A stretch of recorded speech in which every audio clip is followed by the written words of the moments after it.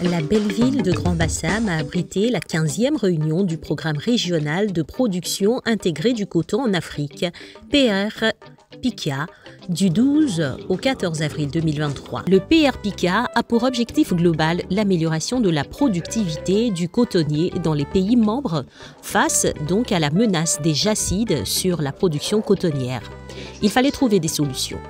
À l'ouverture de cette réunion, le ministre d'État, ministre de l'Agriculture, du Développement rural, Kobena Kwasi Adjoumani, a relevé que la production cotonnière a chuté de plus de 50% par rapport à la campagne précédente à cause du phénomène des jacides.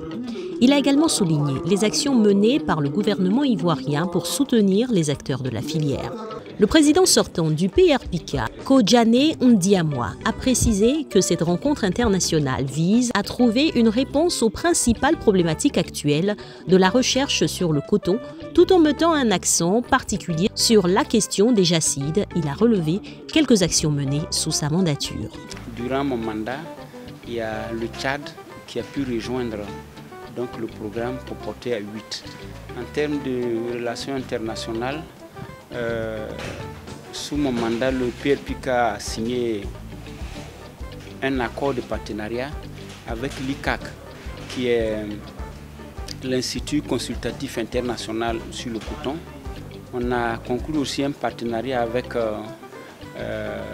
l'Association internationale des chercheurs sur le coton, et donc qui nous avait invités à participer à leur assise au mois d'octobre en Égypte. Ils nous ont fait également l'amitié d'être là à nos assises. Au niveau des activités des chercheurs, il y a eu le renforcement des capacités des chercheurs à plusieurs niveaux.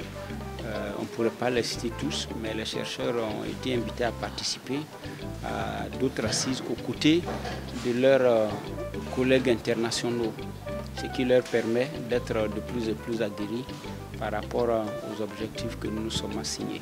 Le nouveau président élu pour un mandat de 2 ans, le Béninois Luc Abadassi, mesure déjà l'ampleur des tâches qui lui incombent.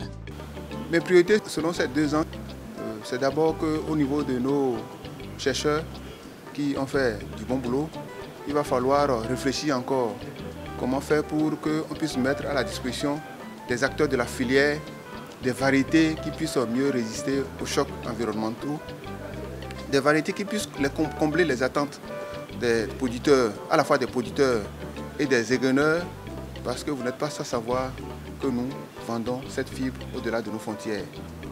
Ensuite, il y a quelque chose qui me préoccupe aujourd'hui, c'est de pouvoir mettre à la disposition des acteurs des dispositifs d'alerte ravageurs.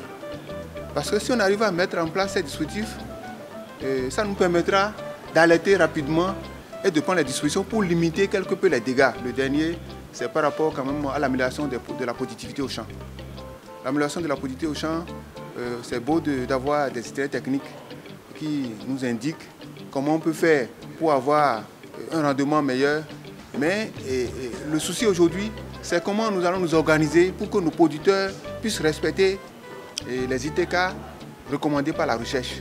La 15e réunion bilan a réuni 250 personnes, à savoir les représentants des partenaires nationaux des pays du programme, instituts de recherche, interprofessions, sociétés cotonnières et organisations des producteurs de coton, ainsi que les représentants des organisations sous-régionales, internationales et les firmes agro-pharmaceutiques. Les pays membres du PR-PICA sont le Bénin, le Burkina Faso, le Cameroun, la Côte d'Ivoire, le Mali, le Sénégal, le Tchad et le Togo.